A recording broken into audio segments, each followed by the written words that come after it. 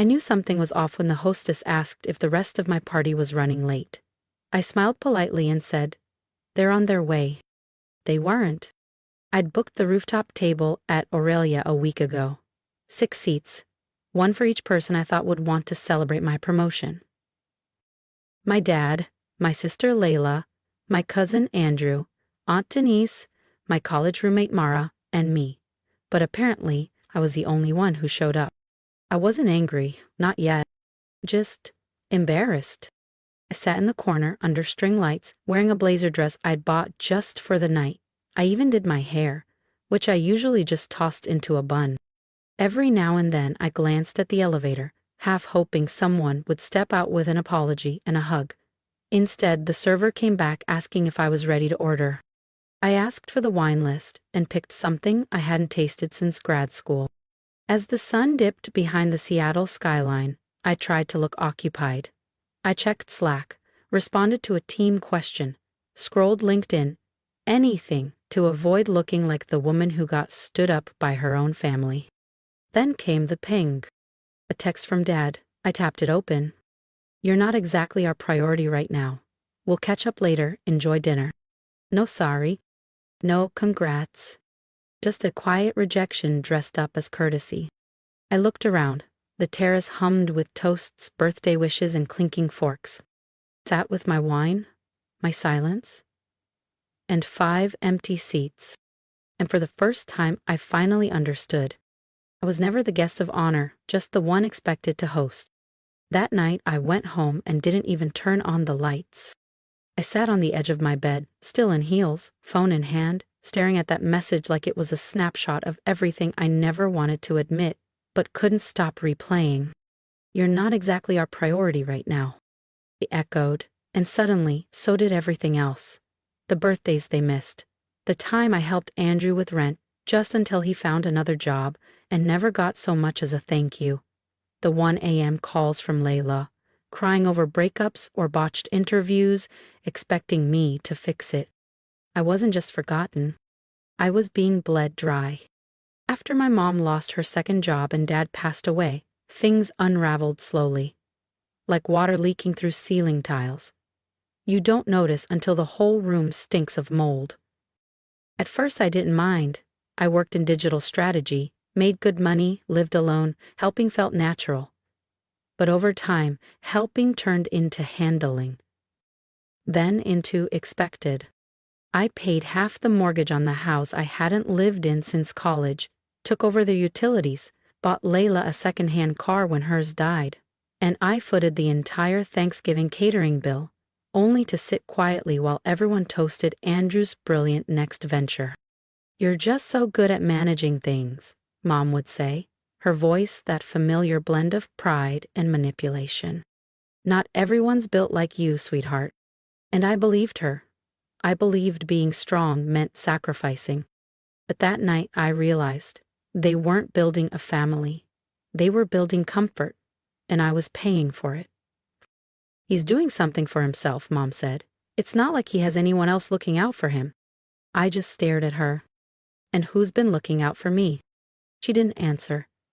Just gave me that patronizing little pat on the hand, like I was being dramatic. "You always help. It's just who you are." Maybe it was. Maybe I'd been raised into it, shaped into it. The dependable daughter, the fixer, the one no one worries about because everyone assumes she already has everything figured out.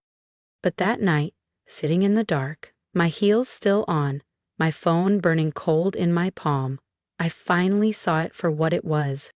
Being the strong one doesn't mean you're loved more. It just means they think you can take more. And for 5 years I had. They called it generosity, I called it obligation. But after that dinner, I started calling it what it really was. Not just money, emotional debt, guilt, expectation. I don't know how long I sat there, scrolling through old transfers, apology texts, faded photos, trying to spot the moment I stopped being seen as family and started being used. Maybe I always was. Maybe I just didn't want to see it. Then my phone buzzed again. I hesitated, half hoping for an apology, a check-in.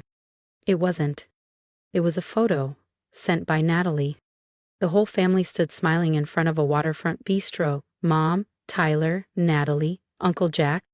Tyler held a shiny motorcycle key, throwing a peace sign. Caption, celebrating the dreamer, he finally got his moment. And the timestamp? Exactly 1 hour after Mom told me I wasn't a priority. They didn't forget. They chose. If you've ever been the strong one in the room, the one everyone leans on but no one sees, hit subscribe. Elena's story isn't over, and in the next part she stops being their safety net and starts building her own future. You won't want to miss what happens next. It doesn't come with fire.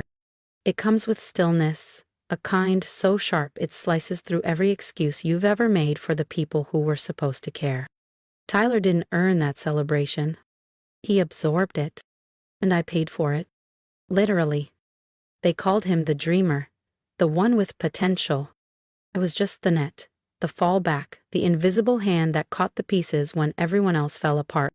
They only noticed me when I stopped holding the rope. I didn't cry, didn't rage, didn't send a single message. I stood up, slipped off my heels, and walked barefoot into the kitchen. I poured another glass of wine, opened my laptop. A file I hadn't touched in months sat at the top of my screen. Family support, private, do not solicit. Each tab had a name, each line an amount. Rent, repairs, groceries, birthdays, bailouts. 5 years, color-coded like a heartbreak map. By the last tab, the total stared back.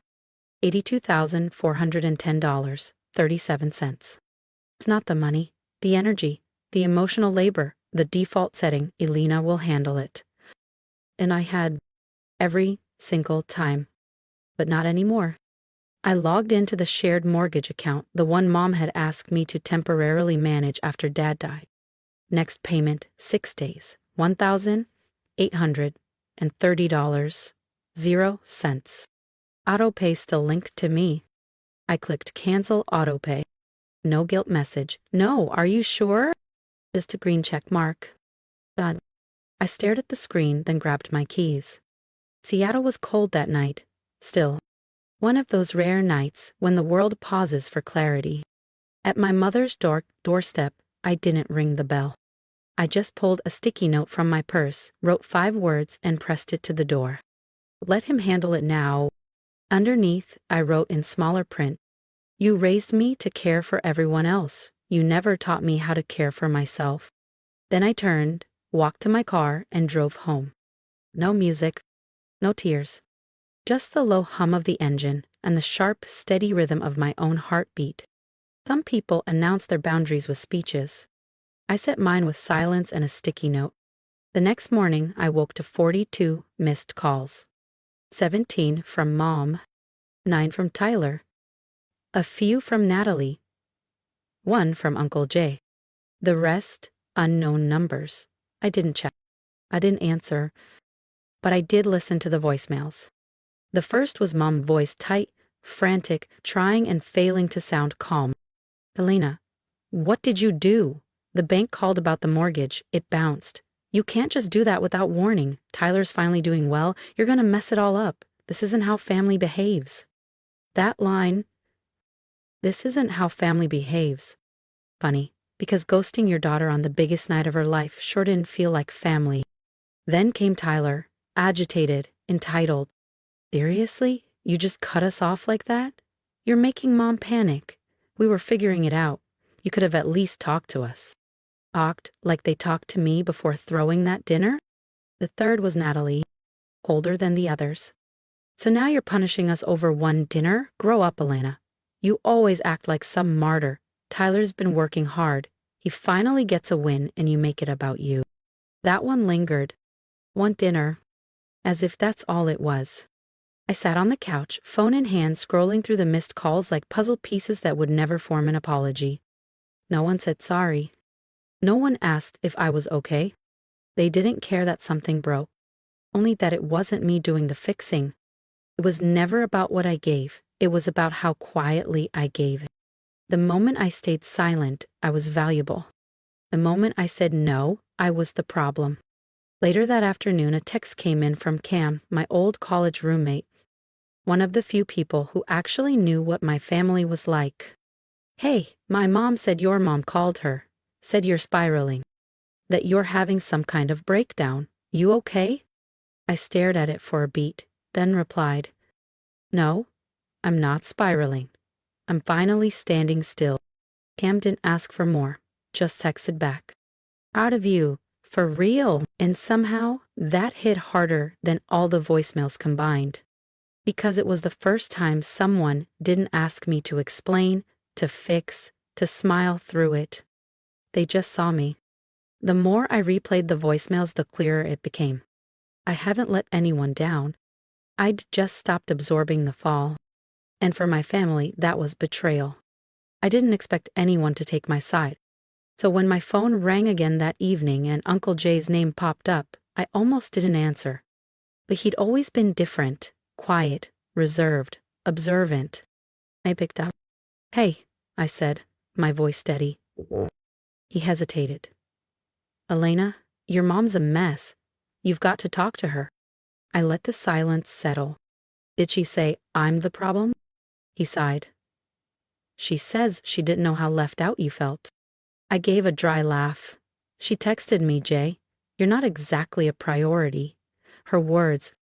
He didn't reply right away. When he finally spoke, his voice was low. I think she just assumed you'd always handle it. I nodded, even though he couldn't see. Yeah, they all did. You were never the weak one, Uncle Jay said. You were just too generous. That line stayed with me.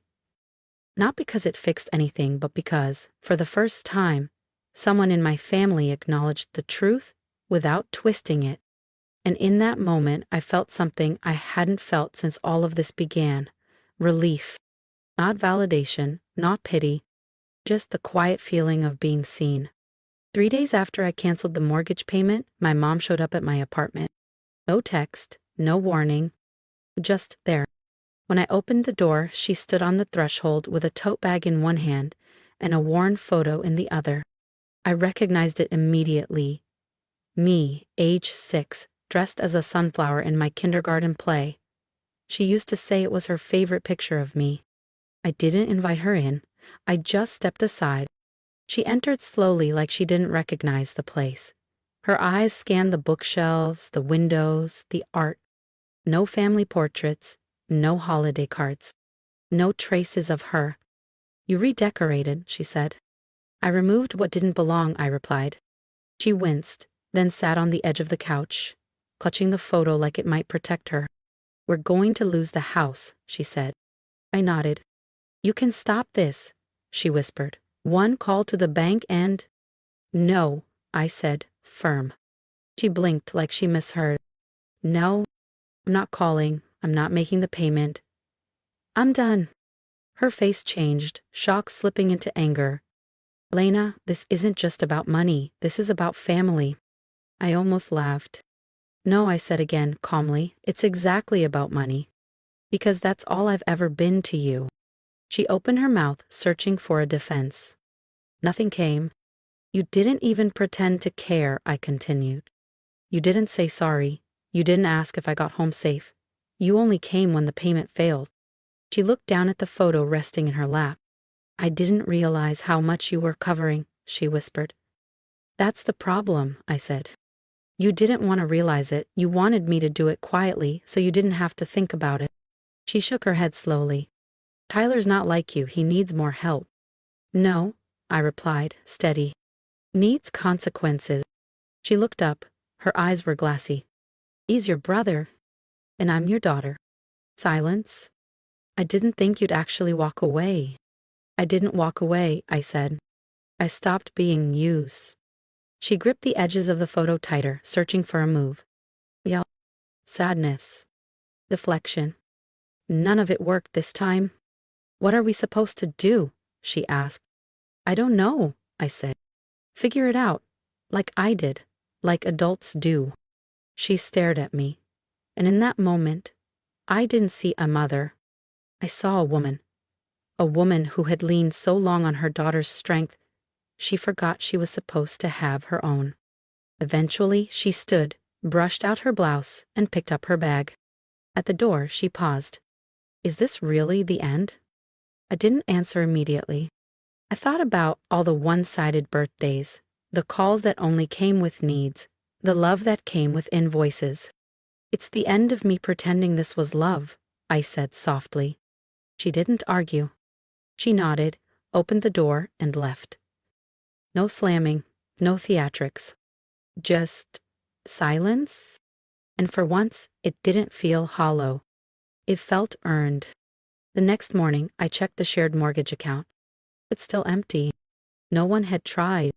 They were waiting for me to fold, to cave, to save them. By noon, the group chat was renamed 3 times. Emergency. Mortgage crisis.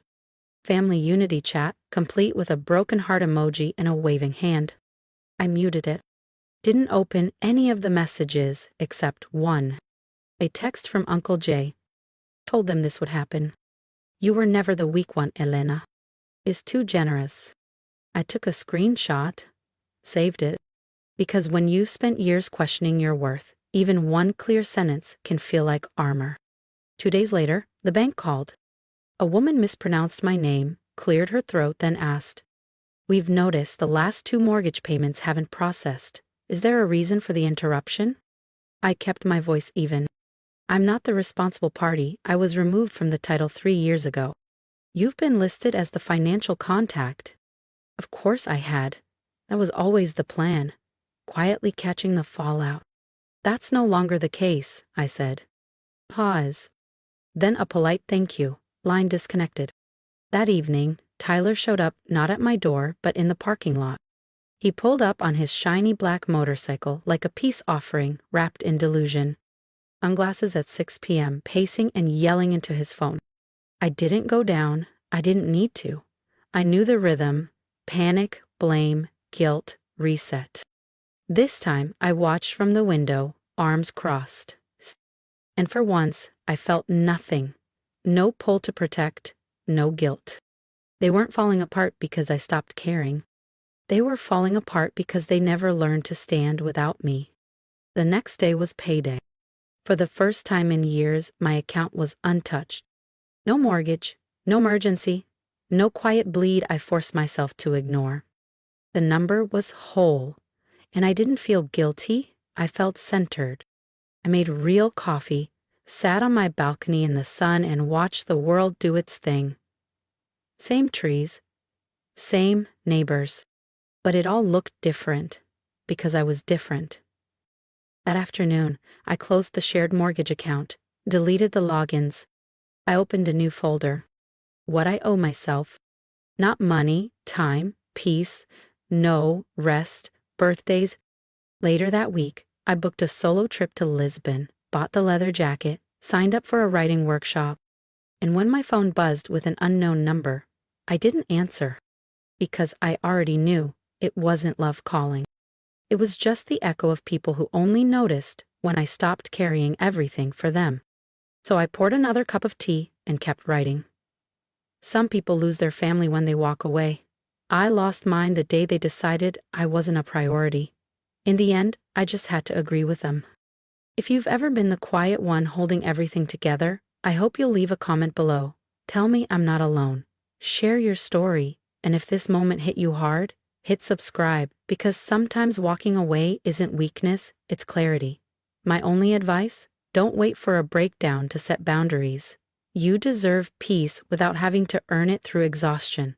Let's start choosing ourselves unapologetically.